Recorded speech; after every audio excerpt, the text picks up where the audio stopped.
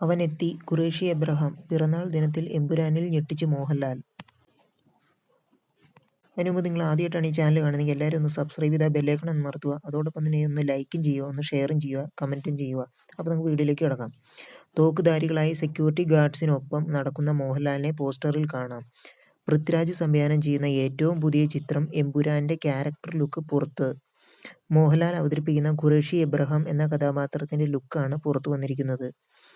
മോഹൻലാലിന്റെ പിറന്നാളിനോട് അനുബന്ധിച്ചാണ് പുതിയ poster ഇറക്കിയിരിക്കുന്നത്. തോക്കുധാരികളായ security ഗാർഡ്സിന് ഒപ്പം നടക്കുന്ന മോഹൻലാലിനെ പോസ്റ്ററിൽ കാണാം. നിലവിൽ എമ്പുരാന്റെ ഷൂട്ടിംഗ് പുരോഗമിച്ചുകൊണ്ടിരിക്കുകയാണ്. തിരുവനന്തപുരത്ത് നടക്കുന്ന ഷൂട്ടിങ്ങിന്റെ ലൊക്കേഷൻ വീഡിയോകൾ കഴിഞ്ഞ ദിവസം സോഷ്യൽ മീഡിയയിൽ പ്രചരിച്ചിരുന്നു.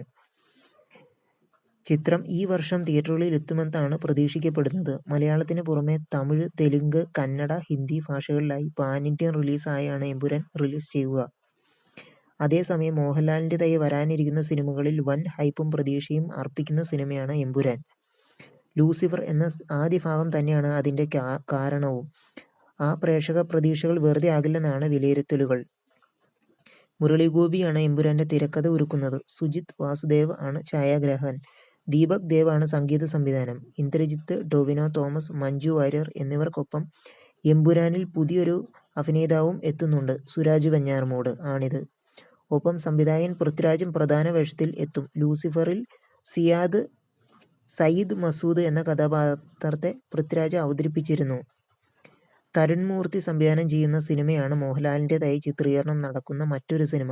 ശോഭനയാണ് ചിത്രത്തിലെ നായിക. ഇതുവരെ പേരിടാത്ത ഈ സിനിമയുടെ പുതിയ അപ്ഡേറ്റ് ഇന്ന് പുറത്തുവിടുമെന്നാണ് കഴിഞ്ഞ ദിവസം തരുൺ മൂർത്തി അറിയിച്ചിരുന്നു.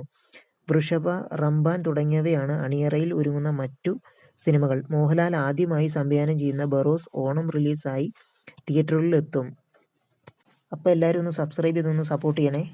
അറിയാമെന്ന് സ്വയം നടിക്കുന്നു. ഇദ്ദേഹത്തെ നമ്പരുത്. സന്തോഷ് ജോർജ് കുളങ്ങരയെ അധിക്ഷേപിച്ച് വിനായകൻ. അതിനുമുമ്പ് നിങ്ങൾ ആദ്യമായിട്ടാണ് ഈ ചാനൽ കാണുന്നതെങ്കിൽ എല്ലാവരും ഒന്ന് സബ്സ്ക്രൈബ് ചെയ്താൽ ബെല്ലൈക്കൺ ഒന്ന് അമർത്തി എല്ലാവരും ഒന്ന് ലൈക്ക് ചെയ്യാൻ ശ്രമിക്കുക. അതോടൊപ്പം തന്നെ എല്ലാവർക്കും ഒന്ന് കമൻറ്റ് ചെയ്യുക. അപ്പോൾ നമുക്ക് വീഡിയോയിലേക്ക് കിടക്കാം. മലയാളികളെ ലോകം കാണാൻ പ്രേരിപ്പിച്ച വ്യക്തിയാണ് സന്തോഷ് ജോർജ് കുളങ്ങര. താൻ കണ്ട കാഴ്ചകൾ ജനങ്ങളുടെ കണ്ണുകളിലേക്കും ഹൃദയങ്ങളിലേക്കും എത്തിച്ച സന്തോഷ് ജോർജ് കുളങ്ങരയ്ക്ക് ആരാധകർ ഏറെയാണ്. കഴിഞ്ഞ കുറച്ച് വർഷങ്ങൾ കൊണ്ട് ഭാരതത്തിലുണ്ടായ മാറ്റങ്ങളെയും വികസനങ്ങളെയും അദ്ദേഹം അഭിനന്ദിച്ചിരുന്നു. ഗുജറാത്തിലെ സ്റ്റാച്യു ഓഫ് യൂണിറ്റിയെ ഉൾപ്പെടെ അദ്ദേഹം പ്രശംസിച്ചിരുന്നു. ഇതിന് പിന്നാലെ സമൂഹ മാധ്യമങ്ങളിൽ സന്തോഷ് ജോർജ് കുളങ്ങരയ്ക്കെതിരെ ഒരു കൂട്ടർ അധിക്ഷേപവും ചൊരിഞ്ഞിരുന്നു. ഇപ്പോഴിതാ സന്തോഷ് ജോർജ് കുളങ്ങരയെ അധിക്ഷേപിച്ച് രംഗത്ത് വന്നിരിക്കുകയാണ് നടൻ വിനായകൻ. സന്തോഷ് ജോർജ് കുളങ്ങരയെ നമ്പരുത് എന്നാണ് വിനായകൻ പറയുന്നത്. സന്തോഷ് ജോർജ് കുളങ്ങര ഇന്ത്യയെ മോശമായി ചിത്രീകരിക്കുന്നു എന്ന വാദവും നടൻ മുന്നോട്ട് വയ്ക്കുന്നു. ഫേസ്ബുക്കിലൂടെയാണ് വിനായകന്റെ അധിക്ഷേപം.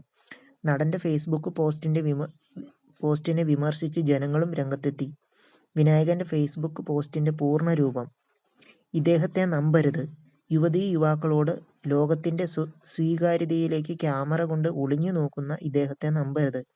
സ്വന്തം വ്യവസായം വലുതാക്കാൻ ചാനലുകളിൽ വന്നിരുന്ന് ഇന്ത്യ എന്ന മഹാരാജ്യത്തെ മോശമായി കാണിച്ച് ആ കാശ് കൊണ്ട് കുടുംബം പോറ്റുന്ന ഇദ്ദേഹത്തെ പോലെ ലോകം അറിയാമെന്ന് സ്വയം നടിക്കുന്ന ആളുകളെ നമ്പരുത്.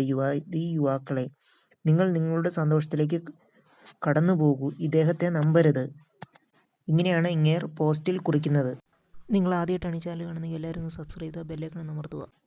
100ൽ 50 ന്യൂജൻ സിനിമകൾക്ക് സാധിക്കാത്ത നേട്ടവുമായി ആടുജീവിതം. ബ്രഹ്മാണ്ഡ ചിത്രങ്ങൾക്ക് പോലും ആഴ്ചകൾക്കുള്ളിൽ തിയേറ്റർ നഷ്ടപ്പെടുന്ന കാലത്ത് 100ഓളം തിയേറ്ററുകളിൽ പ്രദർശനം തുടർന്ന് ആടുജീവിതം. പ്രേക്ഷക മനസ്സിലും ബോക്സ് ഓഫീസിലും പുതുചരിത്രം സൃഷ്ടിക്കുകയാണ് പൃഥ്വിരാജിനെ നായകനാക്കി ബ്ലസ്സി ഒരുക്കിയ ആടുജീവിതം.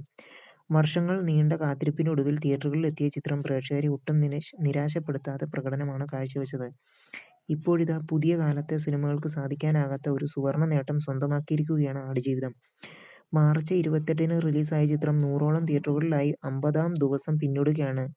OTT പ്ലാറ്റ്ഫോമുകളുടെയും മൾട്ടിപ്ലക്സ് തിയേറ്ററുകളുടെയും വരവോടെ ഈ കാലഘട്ടത്തിലെ സിനിമകൾക്ക് എത്തിപ്പിടിക്കാൻ സാധിക്കാത്ത നേട്ടമാണ് ഇതോടെ ആടുജീവിതം സ്വന്തമാക്കിയിരിക്കുന്നത്.